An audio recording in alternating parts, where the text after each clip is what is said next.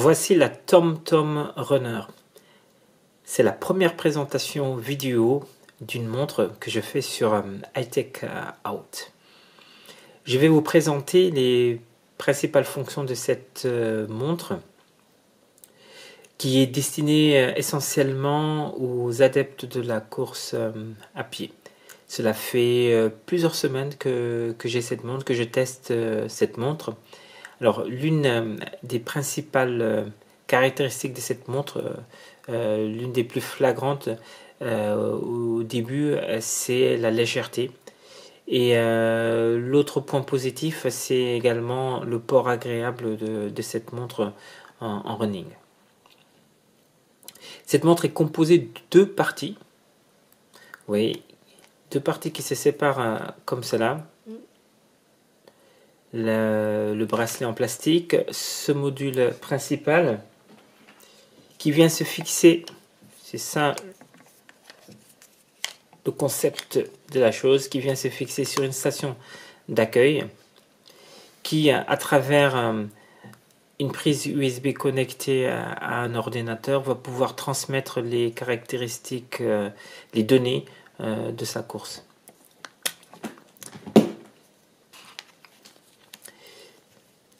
Là, je vais émettre ma première critique négative sur ce concept parce que il m'est arrivé trop souvent, en retirant ma montre, de faire tomber ce module. Alors heureusement, ça s'est jamais cassé, ça s'est jamais abîmé, mais ça aurait pu être le cas en tombant sur une surface assez dure. Alors je ne sais pas si entre-temps, parce que ça fait quand même un certain temps que je l'ai, si TomTom envisage ou a commencé à trouver une solution à ce problème. En tout cas, que moi j'ai remarqué. Vous remarquerez, vous, qu'il y a un seul bouton. C'est une sorte de joystick multidirectionnel à 4 directions, et c'est à travers ce bouton qu'on va pouvoir naviguer dans les réglages et dans le menu. Par exemple, j'appuie là à partir du menu de l'écran principal, j'accède à un certain nombre de réglages. Là, le capteur, il s'agit on met cardio parce que j'ai actuellement une ceinture cardio. Elle est synchronisée avec la montre. Téléphone parce que il y a une liaison Bluetooth.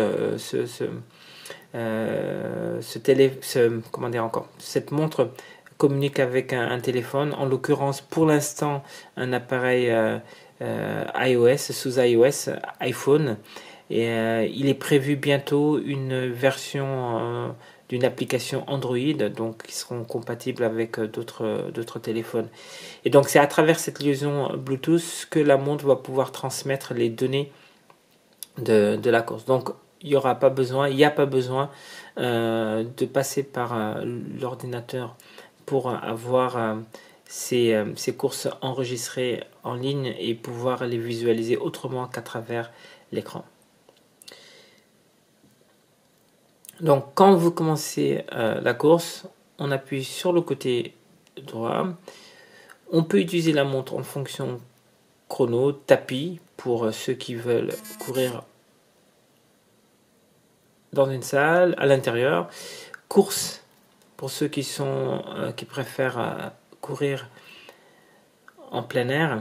Et là, vous voyez que clignotent les deux dessins pour le satellite et pour la ceinture cardio. Alors là, ça clignote, ça recherche les satellites, mais je peux vous dire que de façon générale, parce que là, je fais un enregistrement en intérieur, même si je suis à côté d'une fenêtre, mais de façon générale, ça c'est une des grandes qualités de cette montre. Elle détecte rapidement les satellites, mais vraiment rapidement. Donc ça c'est très pratique pour ne pas avoir à attendre, par exemple quand on attend dans le froid, que la montre soit prête. On peut accéder à des réglages. La mesure, il va me demander comment je veux, quel contenu, quelles données je veux mettre dans deux fenêtres, en haut à gauche et à droite de l'écran, par exemple, ça peut être la distance, la durée, la vitesse, et la même chose à droite.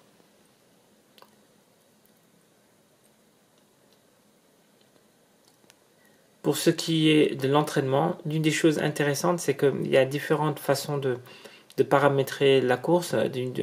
Si on veut faire une course, on peut se fixer des objectifs, on peut ne pas en fixer.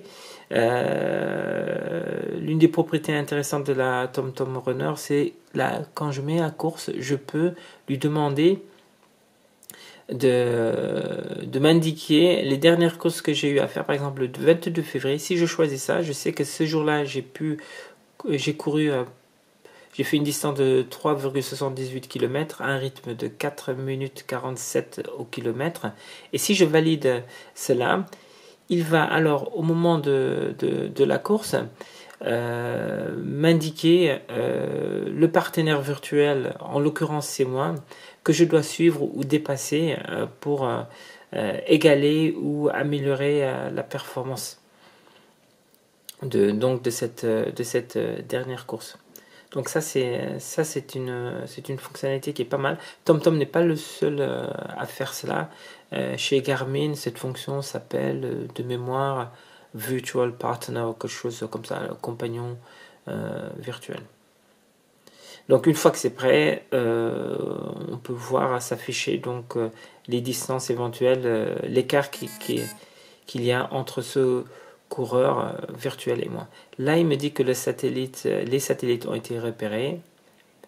Si je valide, vous allez voir, il indique en continu l'écart, la distance entre moi et ce partenaire virtuel. La distance à atteindre, 3,8 km. Alors, je peux passer à d'autres écrans pendant la course. Par exemple, là, il va m'indiquer l'allure moyenne. Vous comprenez que ça, l'indication là n'est pas donnée puisque c'est une course virtuelle. Là, en haut à gauche, il m'indique la distance déjà parcourue, le temps que j'ai parcouru. Alors, l'une des critiques que j'aimais aussi, c'est déjà la petitesse de la zone, des zones réservées pour ces informations secondaires, et le fait aussi que quand je change d'écran, vous voyez, il met un peu de temps pour afficher les données. Bon, c'est pas une grosse critique, c'est pas un gros défaut, mais bon, ils auraient pu mettre un peu plus de place. Parce qu'en courant, ça peut être plus difficile de lire ces informations-là. Mais sinon, autrement, beaucoup d'informations sont données. Là, l'heure, donc la durée, la distance que j'ai déjà parcourue, l'allure moyenne, le nombre de calories que j'ai dépensé. Et je peux toujours revenir à mon partenaire qui est à 254, 258, 261 mètres devant moi. Donc ça, c'est pas mal. Si je veux interrompre ma course, il faut que j'appuie longuement ici. J'appuie longuement. Il le met en pause. Je réappuie. Il arrête. Je reviens sur course. Réglage. Entraînement. Course aussi, je peux choisir d'autres paramètres, par exemple les paramètres d'une course de 10 km que je voudrais faire par exemple là en 50 minutes.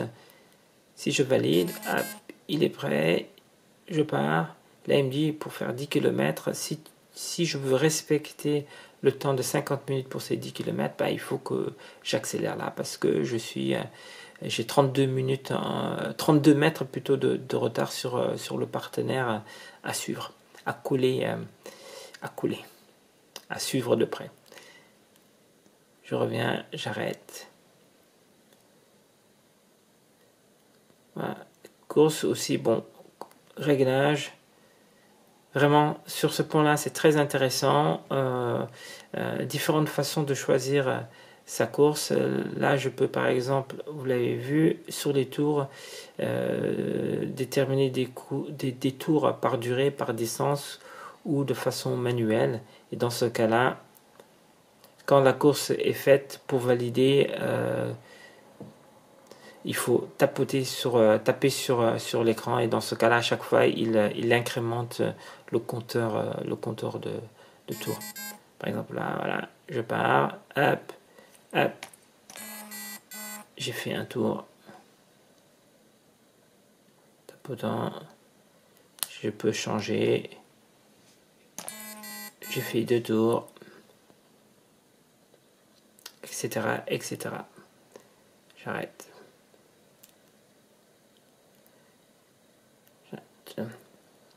Voilà.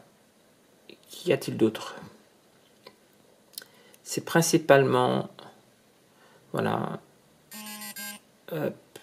Je reviens. Course. Y avait-il autre chose que je voulais vous montrer? Sur les entraînements, objectif, distance ou durée. Aussi, ça, vite fait, on va faire... ça, alors ça, c'est quand je veux vraiment planifier à l'avance une séance d'entraînement avec une phase d'échauffement, de travail effectif, de repos. Par exemple, je vais dire que je vais courir vraiment, le corps de mon entraînement, ce sera une course de 45 minutes. Voilà, si je valide, après je devrais dire le nombre de cycles, le temps de récupération ou la distance de récupération. Je voudrais, là par exemple, 2 km, etc., etc. Voilà, vraiment très intéressant cette personnalisation de l'entraînement.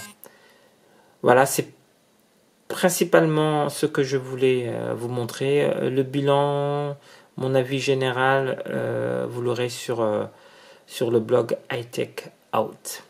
Merci bien, au revoir.